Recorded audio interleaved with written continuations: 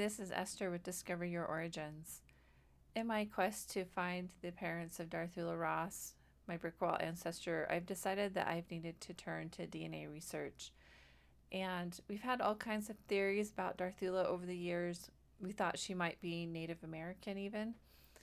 And a few years ago, I tested with Ancestry, and at this point, I have about 60,000 DNA matches, with over half coming from the southern states. And so I had a lot of hopes that eventually some DNA matches would show up that would help guide me on Darthula Ross. Ancestry Thrulines was released not long after I tested, and it's a DNA and tree matching system. So they take the trees of your DNA matches and overlap them with yours to give you suggestions on new possible connections. And you still have to verify through your DNA research and documentary research that the through line suggestions are accurate. But I kept checking for through lines for Darthula and nothing would show up. And it's been a while now, and with the new theory that I have that Darthula Ross is actually Darthula Langford, I really contemplated on whether or not to add William Langford as Darthula Ross's father. It's not considered best practice to add a theoretical or hypothetical parent to a person on an ancestry tree to try to force through lines to appear, because you can cause misinformation to be spread on an unverified tree. So I had to really think about whether to do this or not because of that, but it's really the best theory at this point for potential parents for Darthula. And so I went ahead and added William Langford and Drusilla Waits to Darthula as her parents. And as part of that, I made sure to tag them on their person profile pages as a hypothesis and unverified, in the hopes that if someone did see this, that they would read the notes and see that this is not necessarily a for sure thing. And I recommend you do that on any theoretical or hypothetical person in your tree, so that if people do look at your tree and you share it publicly, they know that it's not for proven fact, that more research definitely needs to be done.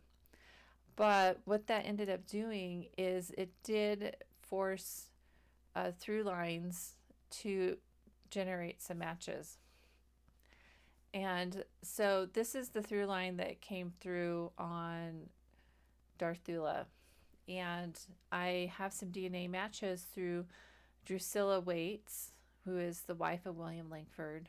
And they come through Drusilla Waits' father, William Waits. This was actually really exciting because up until now, I have not had any DNA matches in relation to Darthula at all. But I have to be careful because the amount of shared DNA is on the lower end. I mean, we're talking about fifth and sixth cousins. And the amount of DNA, we're ranging from about 8 centimorgans up to 25 centimorgans. And so a bit of research is needed to actually confirm that these are DNA matches through William Waits. And I've gone through here and I've anonymized my matches, but match number 1 over on the left from John Waits, I've looked at their tree and their tree is incomplete, so I've got to build out their tree to see if their connection to John Waits is accurate. I mean, one thing I can say for sure is that we do share DNA, but does that DNA actually come from John Waits? And so I'm actually currently working on building out a descendancy tree for John Waits to see how I tie into this particular match. If this match actually proves correct, then that adds a lot of credibility to the possibility of being connected to William Waits, because I have so far not found any other potential relationships that this person could be descended from. And no, I haven't found any pedigree collapse or endogamy. So fingers crossed on that match. Match number 2 is interesting because I have already confirmed this person as a DNA match from another ancestor of mine. So this person, I share DNA with them because of multiple relationships of ancestors. So is that DNA that I've inherited from him from William Waits, or is it from this other ancestor, John Hugh Van Pelt? At this point, it's hard to say. I'd have to compare the DNA a lot closer and look at it through other DNA tools, which I'm still trying to figure out how to use.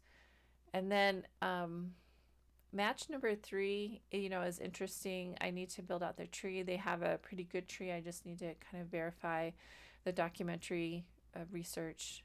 And they also share a good size amount of DNA considering the genetic distance of 19 centimorgans. And then also match number 4, we only share 10 centimorgans, and I also have to build out their tree to kind of confirm that connection.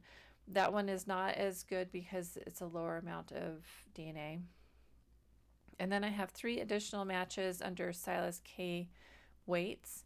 Unfortunately, the amount of DNA shared there is under 10 centimorgans, and I think it goes as low as 8 centimorgans, and so it's a very small amount of DNA.